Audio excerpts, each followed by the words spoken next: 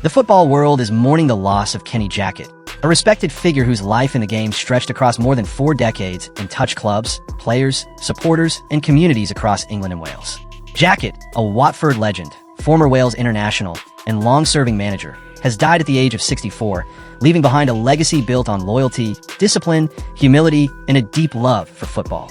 For Watford fans, this news cuts especially deep. Kenny Jackett was not just another former player who passed through the club. He was one of their own in every possible sense. Born in Watford, raised around the area, and developed through the club, he would go on to serve for most of his early football life. Jackett became a symbol of what it meant to represent the Hornets with pride. In modern football, where careers often move quickly from one badge to another, his one-club playing career feels even more remarkable.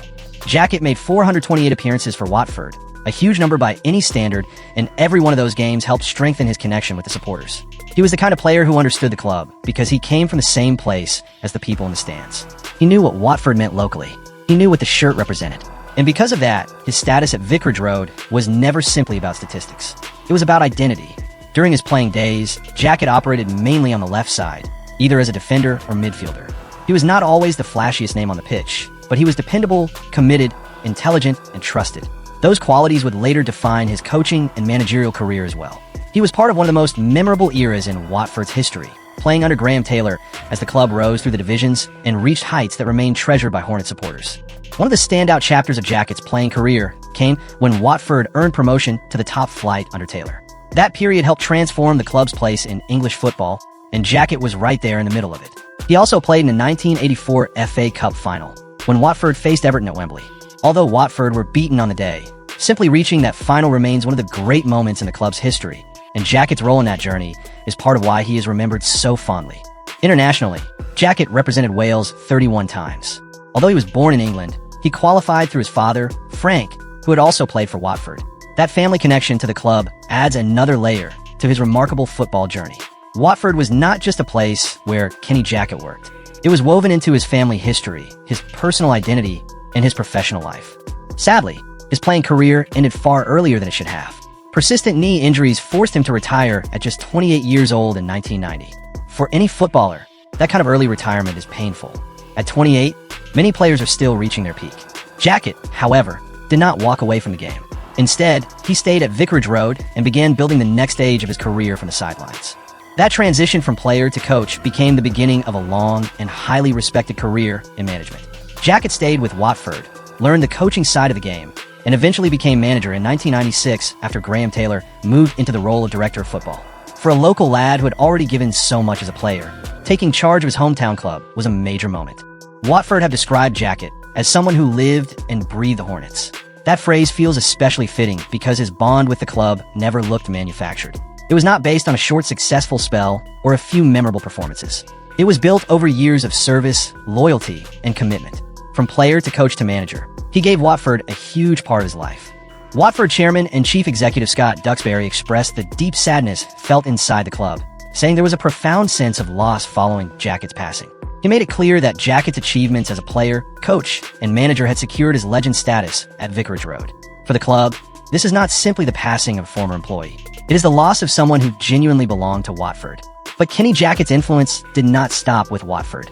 After leaving his hometown club, he went on to build a managerial career that took him across the English Football League, where he became known as one of the most reliable, respected, and steady leaders in the game. He managed Swansea City, Millwall, Wolves, Rotherham United, Portsmouth, and Leyton Orient, while later moving into senior football roles, including director of football at Gillingham. At Swansea City, Jackett played a crucial part in the club's modern journey. He took charge during an important period and led Swansea to promotion from the 4th tier in the 2004-05 season. That achievement was made even more emotional because it came during the club's final season at the Vetch Field, their historic old home. For Swansea fans, that campaign was not just about moving up the football ladder. It was about closing one chapter and stepping into another with momentum and pride. Jackett also guided Swansea to success in the Football League Trophy in 2006, giving supporters another moment to celebrate. Swansea later paid tribute to him by making clear that he would always have a special place in the hearts of their fans. The club also noted that football as a whole was better for his presence. That kind of tribute says a lot about the way Jackett was viewed beyond results alone. His time at Millwall was another major part of his managerial career. Jackett spent 6 years with the Lions, and during that period he delivered one of the club's most memorable modern achievements. In 2010, he led Millwall to victory in the League One playoff final against Swindon Town, securing promotion and giving the supporters a day they would never forget. For a club like Millwall, where passion and identity matters so much, Jackett's calm authority and strong leadership made a lasting impact. Millwall's tribute reflected that bond, describing him as one of the greatest managers in the club's history. That is not a small statement. Millwall is a club with a fiercely loyal fan base, and managers do not earn that kind of respect easily. Jackett earned it through hard work, consistency, and by delivering moments that stayed with supporters for life. Then came his spell at Wolverhampton Wanderers, another chapter that showed his ability to rebuild and steady a club at a difficult time. Wolves had dropped into third tier when Jackett arrived, and expectations were high. The club needed structure, belief, and a clear direction. Jackett provided exactly that. In his first season, he guided Wolves back to the championship by winning the League One title in dominant fashion. That Wolves team collected 103 points, which at the time was a record tally. It was not just promotion, it was a statement.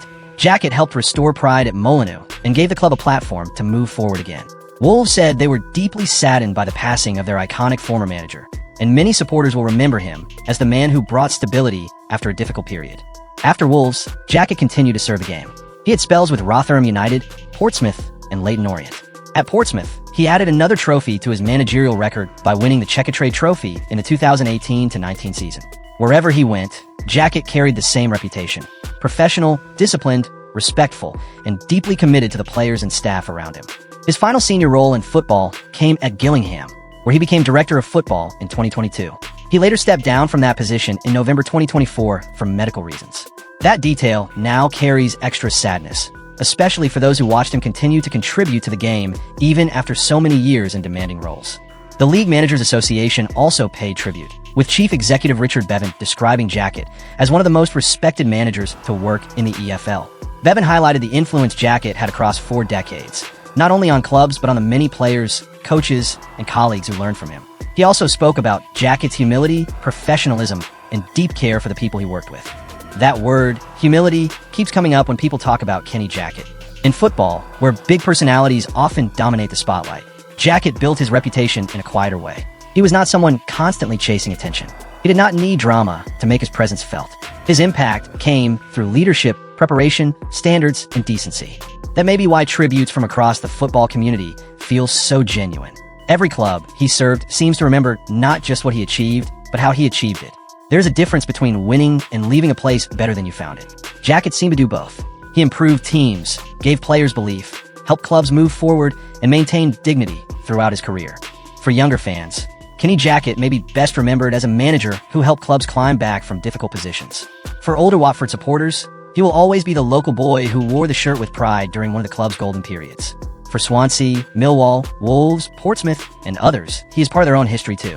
That is the mark of a football life that reached far beyond one dressing room. His passing is also a reminder of the human side of football. Behind every result, promotion, trophy, and league table, there are people who dedicate their lives to the game. Jackett did exactly that. From the moment he broke through at Watford to his final strategic role at Gillingham, football was his profession, his passion, and his constant focus. He leaves behind his wife Samantha, his sons David and Ryan, and a family now mourning an enormous personal loss. Supporters will remember the matches, the promotions, the Wembley appearances, and the trophies.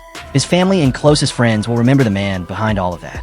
The tributes from clubs and football figures show just how widely respected he was, but they also underline how deeply he will be missed by the people who knew him best. Kenny Jackett's career was not defined by noise. It was defined by service. He served Watford as a player, coach, and manager. He served Wales as an international. He served clubs across the EFL with intelligence and care. He served the game with dignity for more than 40 years. That is why his name will continue to mean something in English and Welsh football. In an era where football often moves too fast, Kenny Jackett represented something steady and lasting. Loyalty, respect, professionalism, commitment.